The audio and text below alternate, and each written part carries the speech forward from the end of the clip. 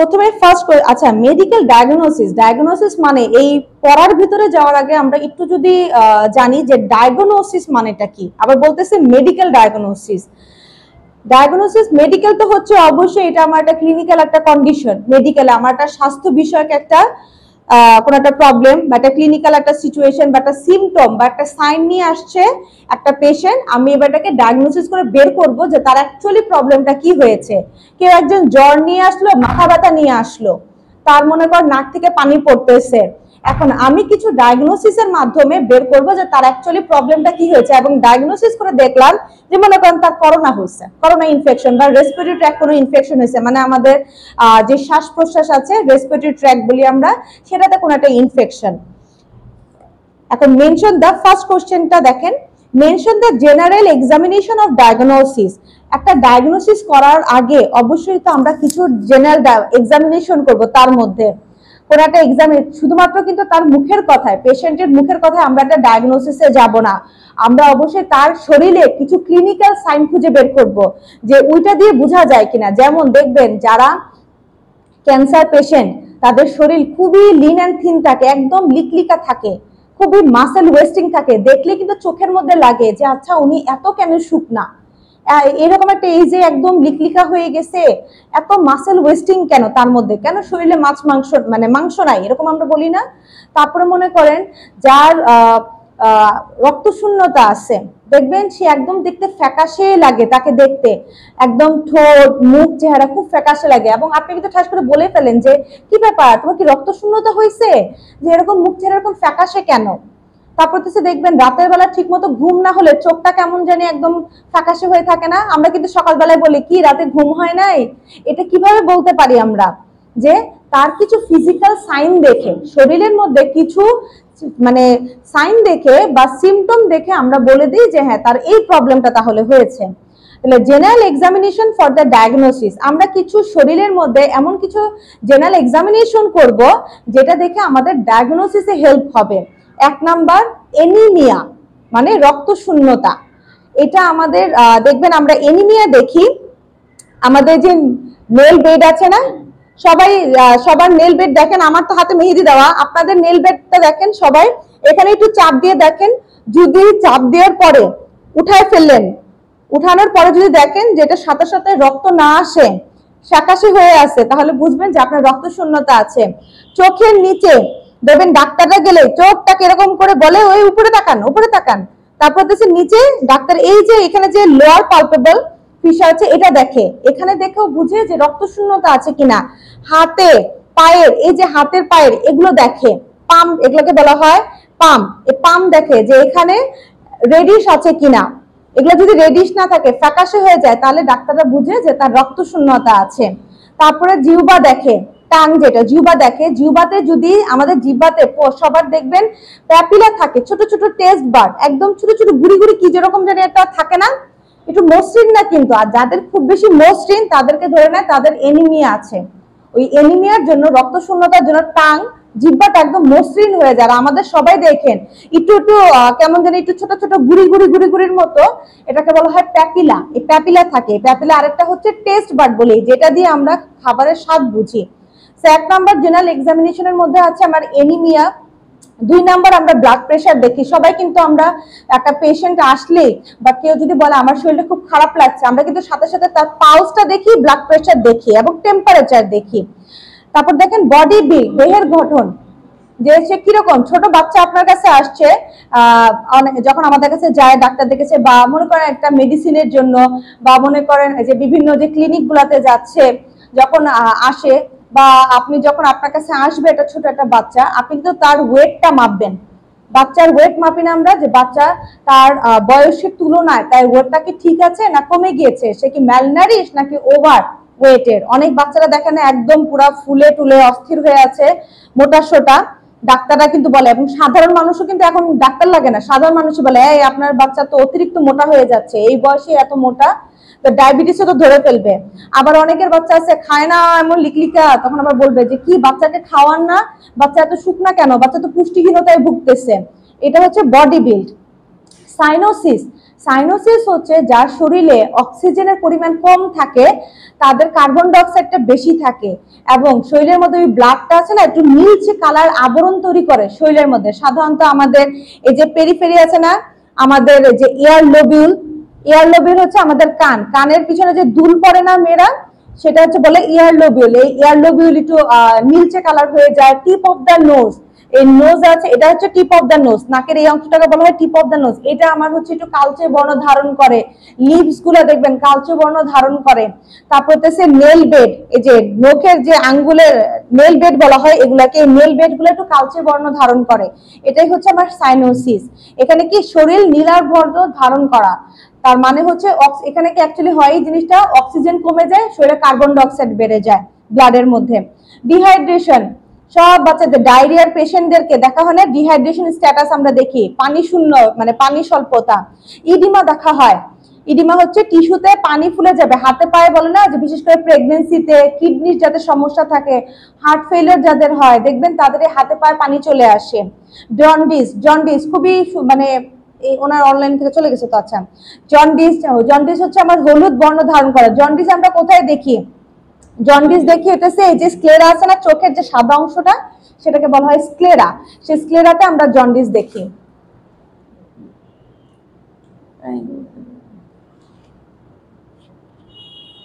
এটাকে দেখা যাচ্ছে ভাইয়া? জন্ডিস আমরা কোথায় দেখি ভাইয়া? জন্ডিস দেখবো হচ্ছে আমাদের যে স্ক্লেরা আছে না চোখের সাদা অংশটা, সেই সাদা অংশটা হলুদ বর্ণ ধারণ করে। ভাইয়া জন্ডিস, হ্যালো শোনা যাচ্ছে? হ্যালো হ্যালো, ঝড় বৃষ্টি শুরু হয়েছে, ইয়া হয়ে গেছে।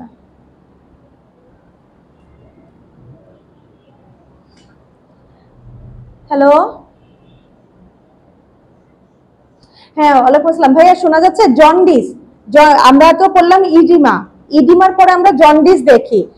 জন্ডিসটা হচ্ছে আমাদের লিভার থেকে বিলিরুবিন আছে না, বিলিরুবিন বের হয়, সাথে হচ্ছে আমাদের আরবিসি যেটা হচ্ছে শ্বেত রক্ত, লোহিত রক্তকণিকা, সেটা ভেঙেও সেখান থেকে আমাদের বিলিরুবিন বের হয়। এই বিলিরুবিনের জন্য আমাদের চোখের যে সাদা অংশটা সেটাকে বলা হয় স্ক্লেরা। স্ক্লেরাটা হচ্ছে হলুদ বর্ণ ধারণ করে, সেটা দেখে আমরা জন্ডিস দেখি। আর জন্ডিস অবশ্যই দেখতে হবে দিনের আলোতে, কখনো রাতের বেলা বা এই রোমের লাইটে আমরা জন্ডিস দেখতে পারবো না। জন্ডিস দেখতে হবে দিনের আলোতে, সানলাইটে বলা হয়, বা ব্রড ডে লাইটে আমাদেরকে জন্ডিস দেখতে হয়। তারপরে দেখবো আমরা লিম্ফ নোড, এই যে এখানে আছে না আমাদের গলার শরীরের বিভিন্ন অংশে লিম্ফ নোড থাকে, এই লিম্ফ নোড গুলাকে আমরা দেখবো। নিউট্রিশন, নিউট্রিশনাল স্ট্যাটাস দেখতে হবে, যেটা পুষ্টি, তার শরীর কিরকম, কি ম্যালনারিশ বাচ্চা বা পেশেন্টটা কি ম্যালনারিশ, মানে তার সে কি পুষ্টিহীনতায় ভুগছে নাকি অতিরিক্ত সে অবেস। তারপর হচ্ছে পালস দেখবো, সবাই আমরা পালস তো আমরা দেখতে জানি, পালস কিভাবে দেখি, রক্তের ঢেউটা যেই ধাক্কাটা দেয় আমাদের ব্লাড ভেসেলের মধ্যে সেটা দেখা হয়। রেসপিরেশন দেখি, আমাদের রেসপিরেটরি রেট কি রকম হচ্ছে, শ্বাসের গতি, সে কি ঘন ঘন শ্বাস নিচ্ছে নাকি হচ্ছে তার শ্বাসটা হচ্ছে অনেক ঘন ঘন হচ্ছে নাকি লম্বা লম্বা, নাকি আপনার নর্মাল তো হইতেছে 12, এই 12 মানে 12 ব্রেথ হচ্ছে একটা মানুষ নর্মালি নেয় পার মিনিটে, এটা কি 12-র বেশি নিচ্ছে নাকি 12-র কম নিচ্ছে। তারপর হচ্ছে সোয়েলিং আছে কোথাও, কোনো শরীরে কোথাও কোনো জায়গায় সোয়েলিং মানে ফুলে গিয়েছে কিনা, যেটাতে সাধারণত আমরা টিউমার আছে না, টিউমারকে ইন্ডিকেট করি যে সোয়েলিং হয়ে গেছে, এটা ফুলে গেছে একটা জায়গা। স্কিন দেখা হয়, স্কিনটা কিরকম, সবচেয়ে ইম্পর্টেন্ট হচ্ছে যেমন toad like skin, vitamin A ডিফিসিয়েন্সির জন্য, ভিটামিন এ পড়েছি না আমরা, এই ভিটামিন এ ডিফিসিয়েন্সির জন্য স্কিনটা হচ্ছে ব্যাঙের চামড়া যদি দেখেন, যারা হচ্ছে আপনারা তো ছেলে মানুষ, গ্রামে তো যাওয়াই হয়, দেখবেন ব্যাঙ ধরবেন, ব্যাঙ ধরে দেখবেন ব্যাঙের স্কিনটা একদম পুরো খসখসে, সেটাকে বলা হয় টড লাইক স্কিন, ব্যাঙের চামড়ার মতো স্কিন হয়ে যায় ভিটামিন এ ডিফিসিয়েন্সির জন্য। তারপরে দেখবো আমরা টেম্পারেচার, এটা হচ্ছে আমার জেনারেল এক্সামিনেশনের পার্ট। তাহলে আমরা কি কি দেখতেছি সবাই বলি একসাথে, anaemia, blood pressure, body build, cyanosis, dehydration, oedema, jaundice, lymph node, temperature, এগুলো দেখবো আমরা। এগুলো দেখে আমরা একটা জেনারেল ডায়াগনোসিসে আমার এটা হেল্প হয়। 2 নাম্বার কোশ্চেন, ডিফাইন দ্য, ভাইয়া আপনি কি মাঝখানে কথাগুলো শুনতে পেরেছিলেন? কারণ কানেকশনটা পোর ছিল। তাহলে আপনি আমাকে একবার বলেন তো, জেনারেল এক্সামিনেশন ফর ডায়াগনোসিসের জন্য আমরা কি কি দেখব? আমাকে একটু দেখে দেখে বলেন তো। তারপরে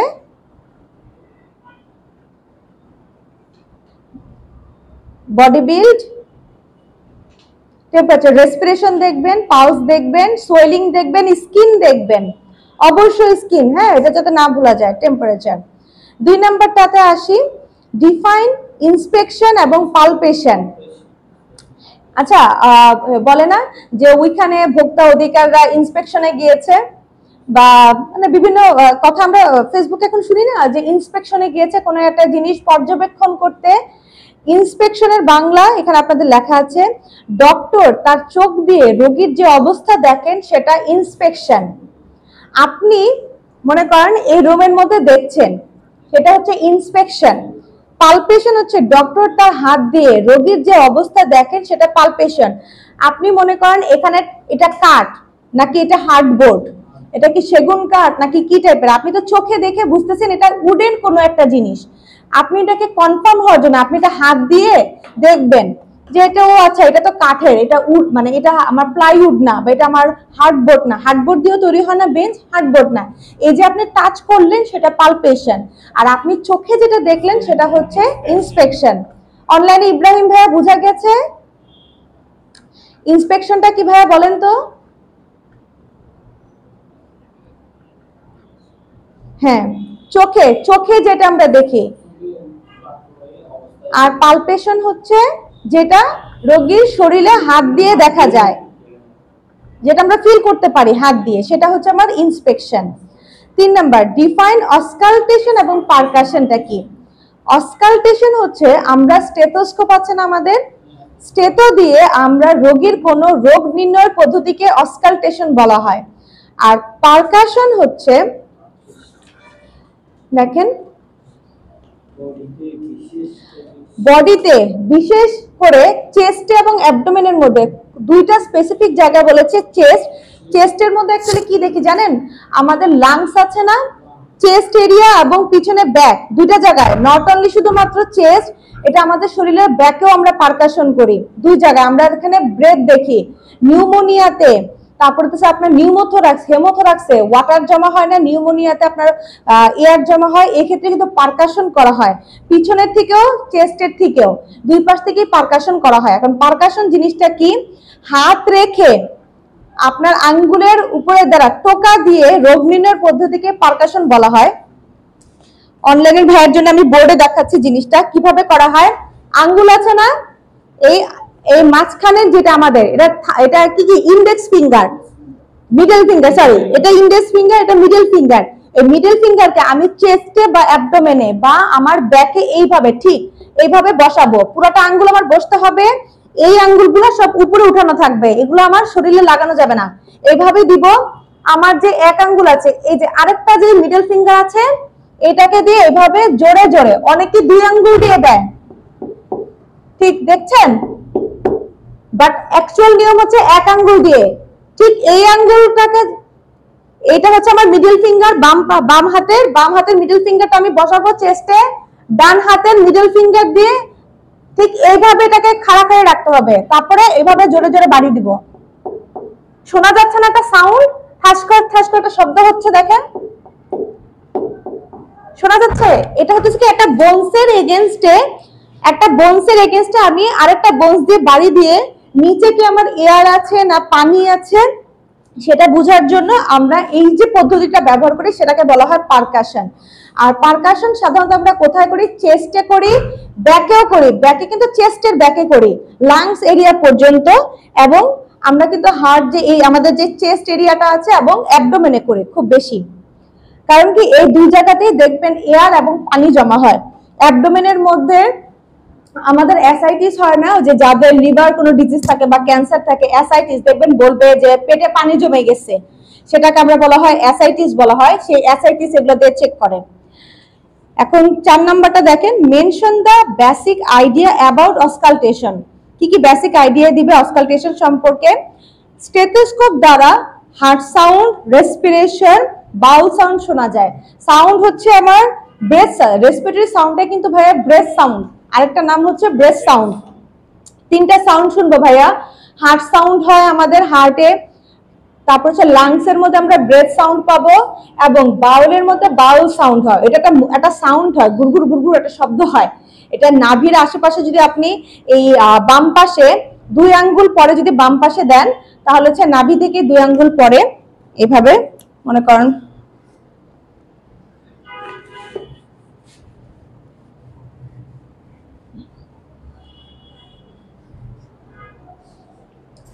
এটা আমার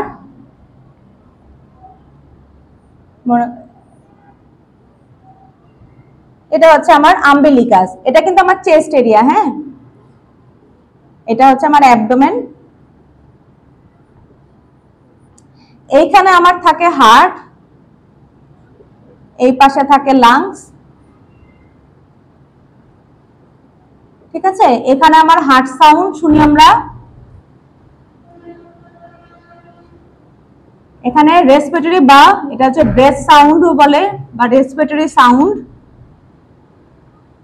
আর এই যে আম্বিলিকাসের এই এখান থেকে 2 আঙ্গুল পরে, এই 2 আঙ্গুল মনে করেন 2 ইঞ্চিও বলা হয়, এইখানে যে সাউন্ডটা হয় সেটা হচ্ছে আমার বাউল সাউন্ড।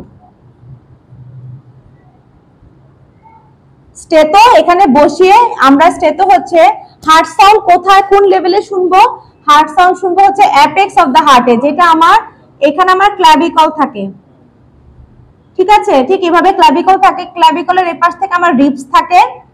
5 নাম্বার যে রিবসটা থাকবে সে 5 নাম্বার রিবসে মিড ক্ল্যাভিকুলার লাইনে, মানে আমার এই যে এটাকে বলে ক্ল্যাভিকল, ক্ল্যাভিকলের মাঝখান থেকে যদি আমি একটা লম্বা দাগ টানি, এবং এটা হচ্ছে এখানে কি থাকে আমার স্টারনামটা থাকে না, স্টারনাম থেকে আমার যে মিড পয়েন্টে যদি যায়, যেটা হচ্ছে আমার মিড ক্ল্যাভিকুলার পয়েন্টের মধ্যে এসে এখানে একটা যে যুক্ত হচ্ছে, যেটা আমার ফিফথ ইন্টারকোস্টাল স্পেসে বিলো দ্য নিপল বলা হয়, বিলো দ্য নিপল, নিপলের নিচে এখানে আমরা হার্ট সাউন্ড শুনবো। আর আমরা ব্রেথ সাউন্ড গুলো শুনি এই যে চেস্টের এদিক দিয়ে, লাংসের এরিয়া যেখানে সেখানে।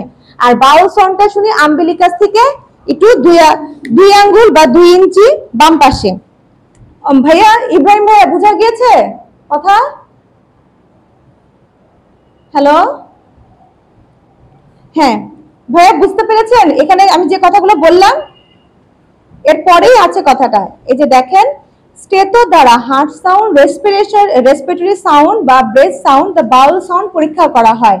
বারবার স্বাভাবিক শব্দ শুনে স্বাভাবিক শব্দ সম্পর্কে পূর্ণ ধারণা নিতে হয়, ফলে অতিরিক্ত শব্দ শোনা মাত্রই তা দ্রুত নির্ণয় করা যায় এবং রোগ নির্ণয় সহজ হয়। আমরা যদি স্বাভাবিক সাউন্ডটা শুনি, তাহলে যখন আমার অস্বাভাবিক কোনো সাউন্ড হবে তাহলে আমরা বুঝতে পারবো যে এটা তো আমার নর্মাল সাউন্ড না, তাহলে তার কোনো প্রবলেম হচ্ছে। দেখেন, mention the area of the auscultation, আপনি কোন কোন এরিয়াতে অসকালটেশন করবেন। সামনে ক্ল্যাভিকল থেকে 6 রিবসে, ছেলেদের জন্য 6 রিবস একটু আছে, আপনি শোয়া অবস্থায় কিন্তু আমার চেস্ট এরিয়া একটু উপরে উঠে আসে, আর আমি যখন বসে থাকবো বা দাঁড়িয়ে থাকবো আমার কিন্তু চেস্ট এরিয়া একটু নিচে নেমে যাবে। শোয়া অবস্থায় আমরা ফিফথ ইন্টারকোস্টাল স্পেসে দেখবো, আর দাঁড়িয়ে থাকা অবস্থায় 6 ইন্টারকোস্টাল স্পেসে দেখা হয় বা 6 রিবসে। 6 রিবসটা মানে কিন্তু ভাইয়া পঞ্চমতম ইন্টারকোস্টাল স্পেস। আমি বলতেছি কিন্তু ইন্টারকোস্টাল স্পেস, সেটার উপরে থাকবে পঞ্চম রিবস আর নিচে থাকবে কিন্তু মানে 6 নাম্বার রিবসটা, তাহলে তার মাঝখানের যে গ্যাপটা থাকবে, যে স্পেসটা, সেটা হচ্ছে ফিফথ ইন্টারকোস্টাল স্পেস। ভাইয়া বোঝা গিয়েছে কথা? ফিফথ ইন্টারকোস্টাল স্পেস কোনটা বলবো আমি কি দেখাই জিনিসটা, এটা কিন্তু ভুল করা যাবে না। হ্যাঁ, যদি আপনি রিবস কাউন্ট করে বলেন তাহলে হচ্ছে 6 নাম্বার রিবস, আর যদি ইন্টারকোস্টাল স্পেস বলেন তাহলে হচ্ছে 5 নাম্বার। এটা হচ্ছে আমার ক্ল্যাভিকল, ক্ল্যাভিকলের এখান থেকে থাকে আমার ফার্স্ট রিবস, তারপর হচ্ছে second, third, fourth, fifth, 6 ribs, তারপর হচ্ছে 7। দেখেন এই যে এটা হচ্ছে ফার্স্ট গ্যাপ, ফার্স্ট ইন্টারকোস্টাল, মোটেও কিন্তু আমার ক্ল্যাভিকল এবং ফার্স্ট রিবসের মাঝখানে না ভাইয়া, আমি বলতেছি ইন্টারকোস্টাল, মানে আমার দুইটা কোস্টাল কার্টিলেজের মাঝখানে যে স্পেস, দুইটা কোস্টাল কার্টিলেজ হচ্ছে এইটা এবং এইটা, এটা হচ্ছে সেকেন্ড, থার্ড, ফোর্থ এবং এই যে হচ্ছে ফিফথ, এটা হচ্ছে ফার্স্ট রিবস, সেকেন্ড, এটা থার্ড রিবস, 4th, এটা হচ্ছে 5th এবং এটা হচ্ছে 6 রিবস। এই যে এই দুইটার মাঝখানে আপনি এখানেও শুনতে পাচ্ছেন, আর বাই স্পেস যদি বলেন তাহলে হচ্ছে 5th ইন্টারকোস্টাল স্পেসে শুনবেন।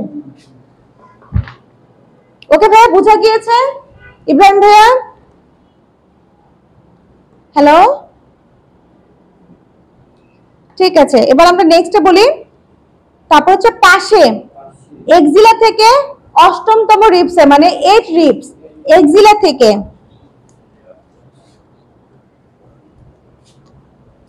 আমি যদি এই পাশে এক্সিলা চিন্তা করি, শরীরের এই যে আমার হাত না, হাতের এইটা এই পাশটাই তো আমার এক্সিলা, এক্সিলা তাহলে অষ্টমতম রিবসে আমি এটা পাবো যে, ঠিক আছে, এক্সিলাতে অষ্টমতম রিবসে। তারপর হচ্ছে আমি যদি ক্ল্যাভিকল বরাবর দেখি তাহলে হচ্ছে 5th ইন্টারকোস্টাল স্পেস বা 6 রিবসে পাবো। এক্সিলা চিন্তা করলে অষ্টম রিবসে বা 8তম রিবসের মধ্যে পাবো। তারপর হচ্ছে পিছনে দেখেন ব্যাক থেকে হচ্ছে 11 রিবসে।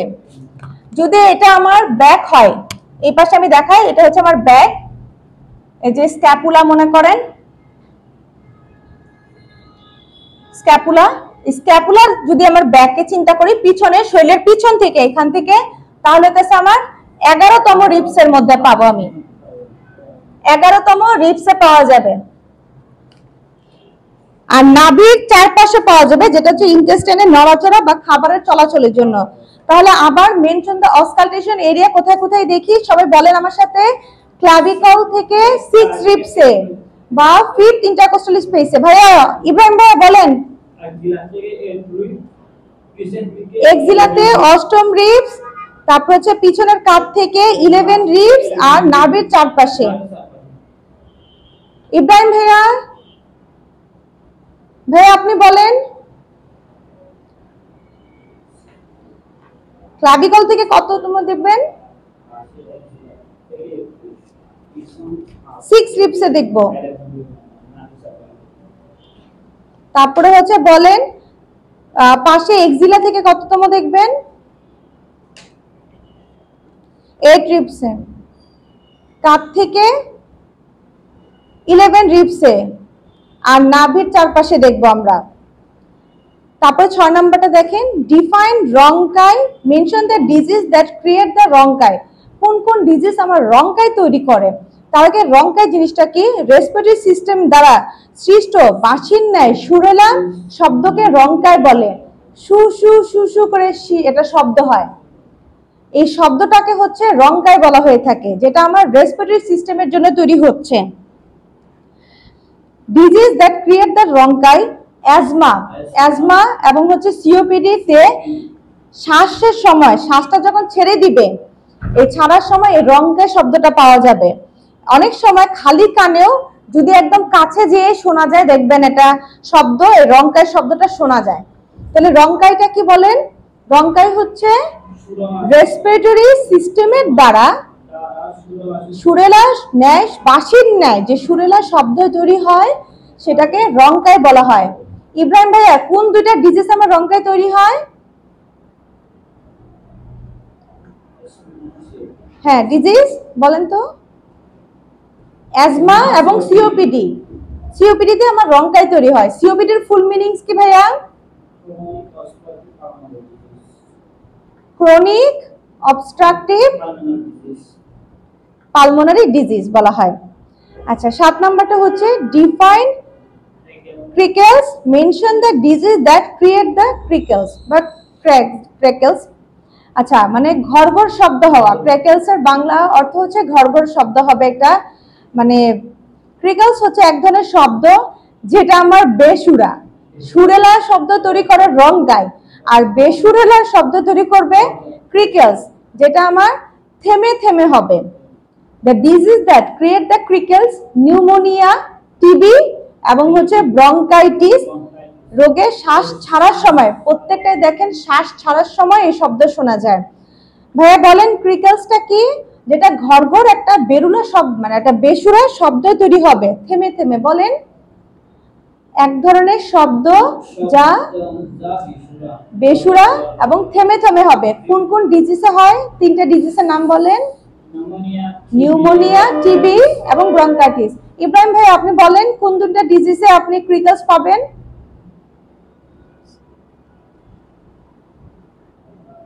নিউমোনিয়া, টিবি,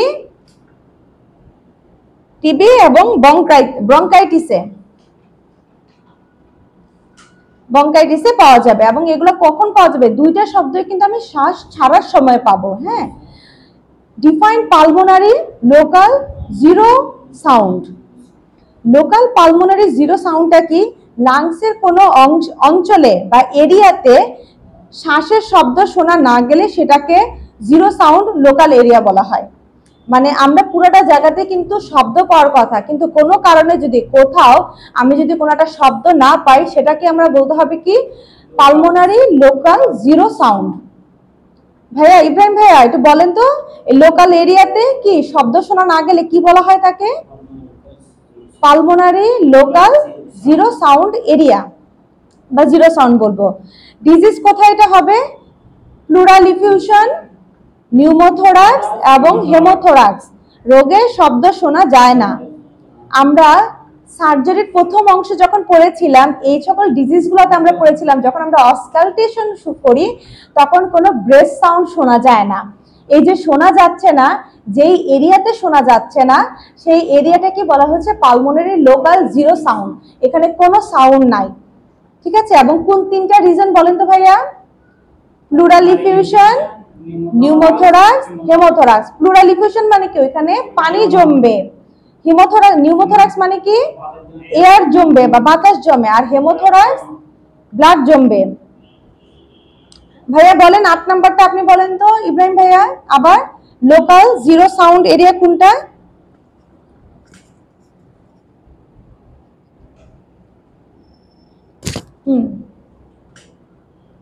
আর ডিজিজ তিনটা নাম বলেন তো।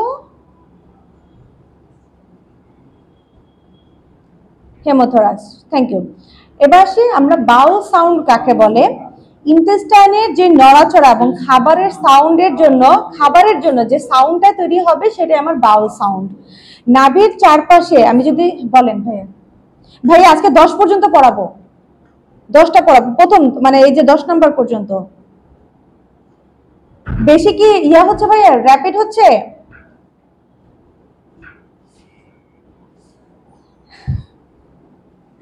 আচ্ছা, বাউল সাউন্ডটা তো একদম সোজা আছে ভাইয়া। জন্ডিসটা এই পর্যন্তই রাখবো। জন্ডিস একদম সোজা ভাইয়া, ভয়ের কিছু নাই। আমি আবার প্রথম থেকে রিপিট করব। জন্ডিস সোজা আছে। জন্ডিস জাস্ট খালি ক্লিনিক্যাল সাইন জানতে চাইছি, জন্ডিসে কি হবে? একদম সোজা। জেনারেলি আপনি আমি যেগুলা দেখি শুনি মানুষের মুখ থেকে সেগুলাই মানে খুব একটা কষ্টের কিছু নাই। আমি আবার রিপিট করব। হ্যাঁ, ডিফাইন দ্য বাউল সাউন্ড। বাউল সাউন্ডটা হচ্ছে আমাদের ইন্টেস্টাইনটা একটা নড়াচড়া করে, অবশ্যই মুভমেন্ট করে। আমরা বলি না পেরিস্টালটিক মুভমেন্ট হয় আমাদের ইন্টেস্টাইনের মধ্যে, এবং খাবারের জন্য আলটিমেটলি যে সাউন্ডটা তৈরি হবে সেটাই আমার বাউল সাউন্ড। এবং এই বাউল সাউন্ড আমরা কোথায় শুনবো? অবশ্যই স্টেটো দিয়ে অস্কালটেশনের মাধ্যমে নাভির চারপাশে শুনবো, ঠিক আছে ভাইয়া?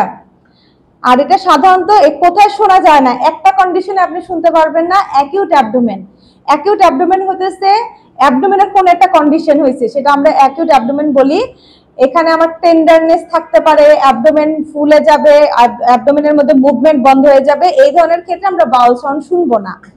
আর clinical features of the jaundice হচ্ছে, দেখবেন সবাই বলবে স্ক্লেরা, চোখ হলুদ হয়ে গেছে, ইউরিনের মধ্যে মানে প্রস্রাবের সাথে প্রস্রাবটা হলুদ হচ্ছে।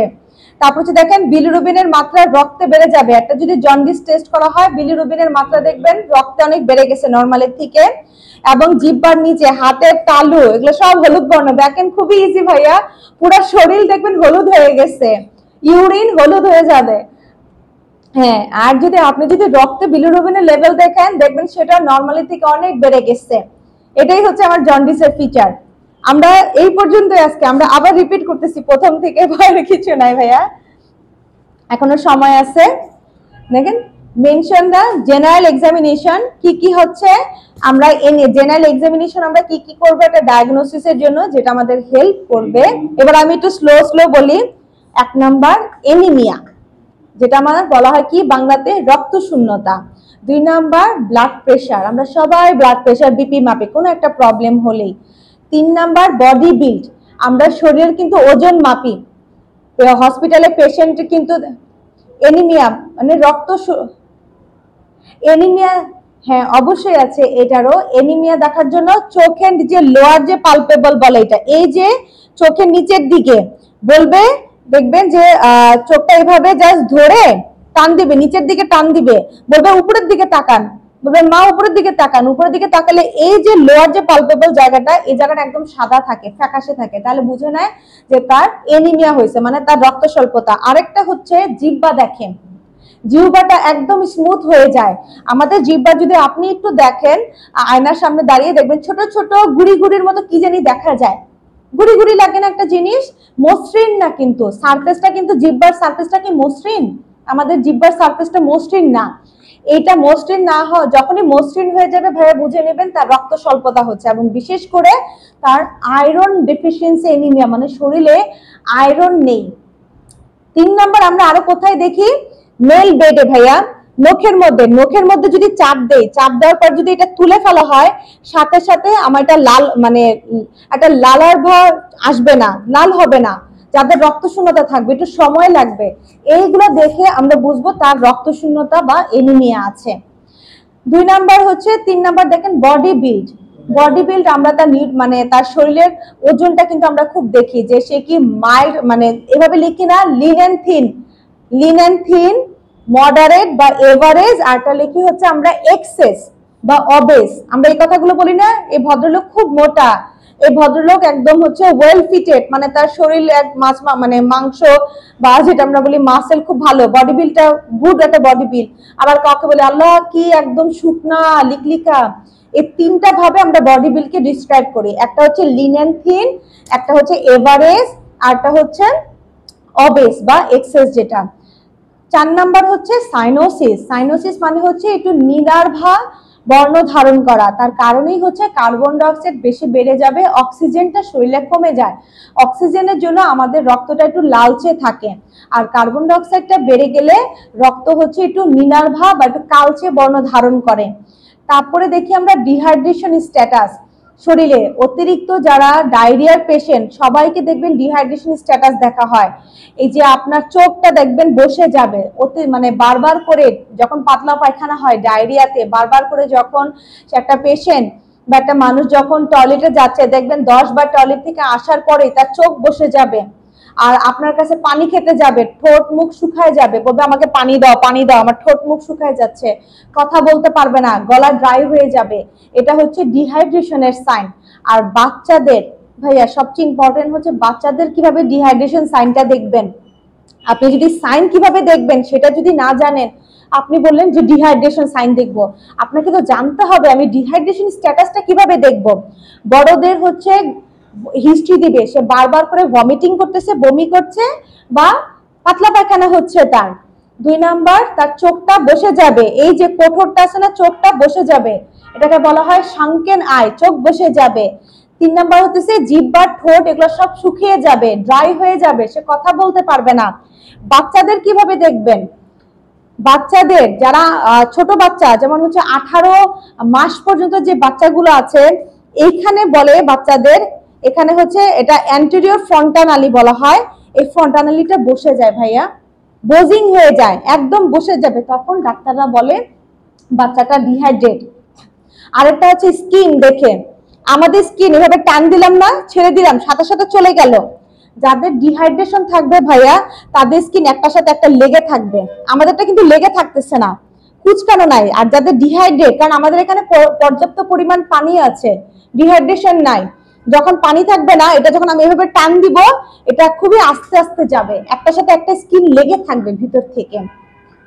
দেন হচ্ছে ইডিমা, আমরা তো জানি আমরা যে কোনো পায়ের মধ্যে 30 সেকেন্ড আমরা থাম দিয়ে চাপ দিয়ে ধরে রাখি, একদম 30 সেকেন্ড কোণে কোণে।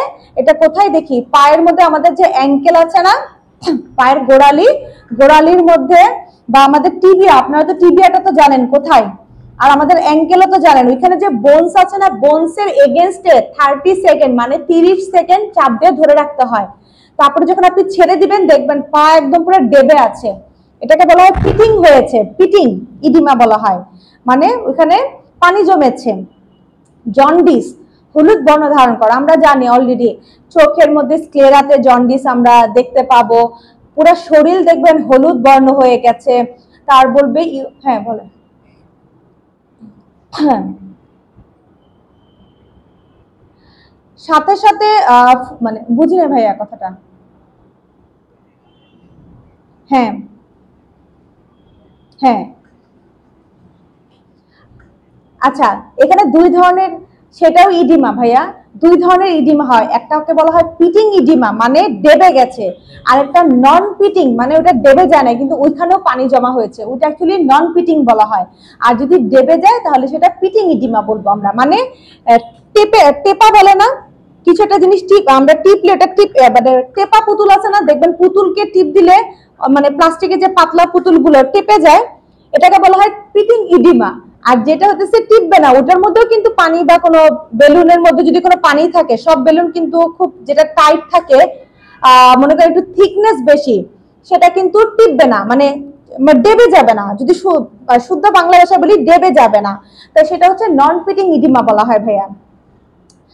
জন্ডিসটা তো আমরা অলরেডি পড়েছি যে ইউরিনের সাথে দেখবেন ইউরিনটা একদম হলদে কালার বর্ণ ধারণ করবে, পুরো স্কিন হলদে হয়ে যাবে। তারপর হচ্ছে সাথে হচ্ছে চোখের যে সাদা অংশটা স্ক্লেরা, সেটাও হলুদ বর্ণ ধারণ করবে। তারপর আমরা লিম্ফ নোড দেখি। লিম্ফ নোড কোথায় দেখি ভাইয়া? সবাই গলার মধ্যে হাত দেন। এই যে গলার যে এই পোর্শনে, এখানে আমাদের লিম্ফ নোড থাকে। তারপরে হচ্ছে এদিকে আমার লিম্ফ নোড থাকবে। কিছু আছে আপনার সার্ভাইকাল লিম্ফ নোড, এক্সিলা আছে না ভাইয়া, এক্সিলাতেও আমাদের লিম্ফ নোড থাকে, ঠিক আছে। অ্যাবডোমেনের মধ্যে লিম্ফ নোড আছে, লিম্ফ নোড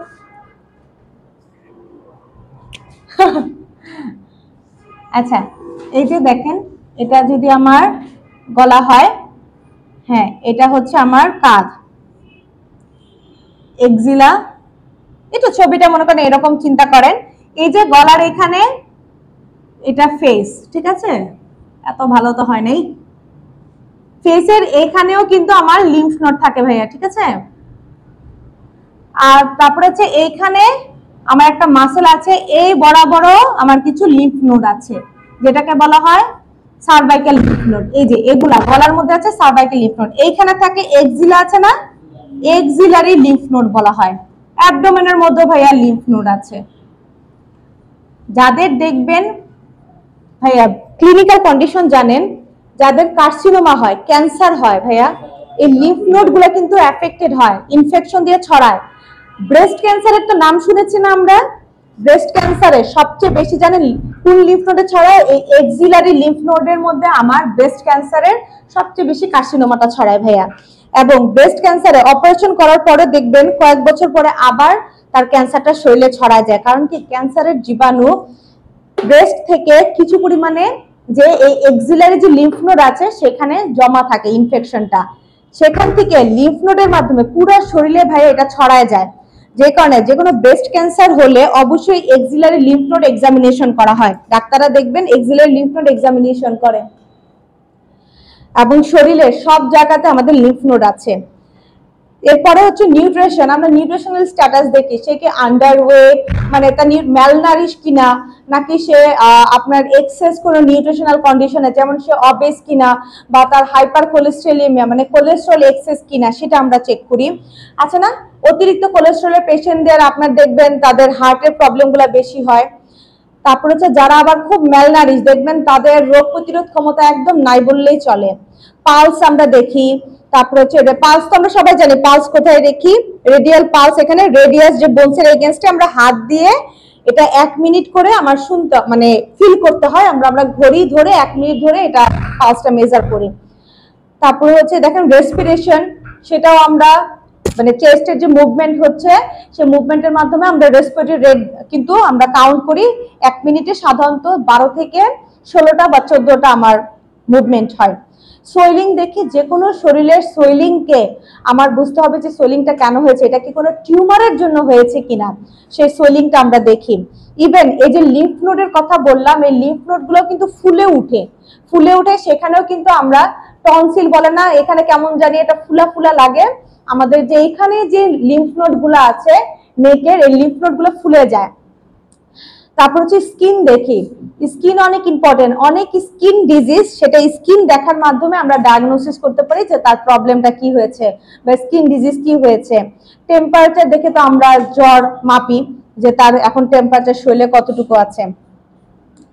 দেন দেখেন ইন্সপেকশন, আমরা জানি চোখ দিয়ে যেটা দেখা যায় সেটা ইন্সপেকশন। পালপেশন হচ্ছে যেটা আমরা টাচ করে, পালপেট করে, টাচের মাধ্যমে হাত দিয়ে পালপেট করে বা টাচ করে যে জিনিসটা আমরা ফিল করি সেটা আমার পালপেশন। অসকালটেশন হচ্ছে স্টেথো ব্যবহার করে যে সাউন্ডের মাধ্যমে মানে আমরা যে সাউন্ডগুলো শুনি সেটা হচ্ছে অসকালটেশন। পারকাশন হচ্ছে একটা বোনসের এগেনস্টে আঙ্গুলের উপরে মিডল ফিঙ্গারের বা আঙ্গুল, মিডল যে ফিঙ্গার আছে এই মধ্য আঙ্গুলের উপরে আরেকটা আঙ্গুল মধ্য আঙ্গুল দিয়ে বা মিডল ফিঙ্গার দিয়ে বাড়ি দিয়ে যে সাউন্ডটা শোনা যায় সেটাকে আমাদের পারকাশন বলা হয়ে থাকে। অসকালটেশনটা কি? এটা আমরা স্টেথো দিয়ে তিনটা সাউন্ড শুনি, হার্ট সাউন্ড শুনি, ব্রেথ সাউন্ড বা রেসপিরেটরি সাউন্ড এবং বাউল সাউন্ড শুনে থাকি। কোনটা কোথায় শুনি? যেমন আমরা অসকালটেশনে কোথায় কোথায় শোনা হয়, ক্লাভিকল থেকে 6 নম্বর রিবসে বা 5 নম্বর ইন্টারকোস্টাল স্পেসে আমরা অসকালটেশনে আমরা হার্ট সাউন্ডটা শুনি, এটা হচ্ছে হার্ট সাউন্ড শোনা হয়।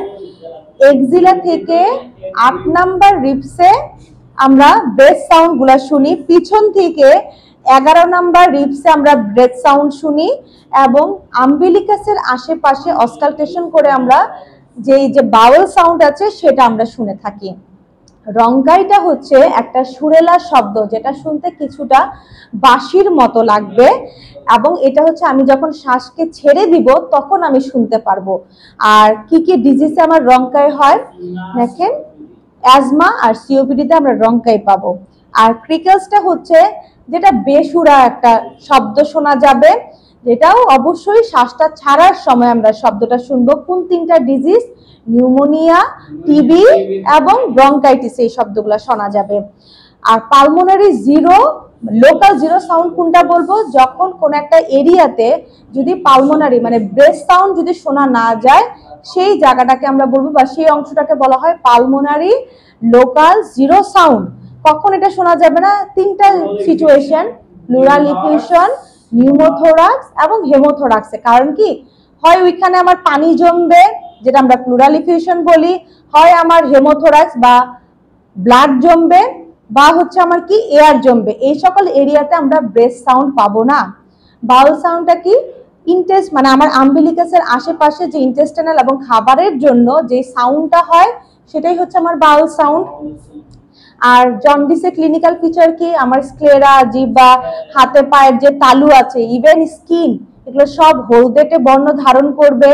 প্রস্রাব বা ইউরিনটা আমার হলুদ হয়ে যাবে এবং আমি যদি রক্ত পরীক্ষা করি সেখানে বিলিরুবিনের লেভেল অনেক আমার বেড়ে যাবে।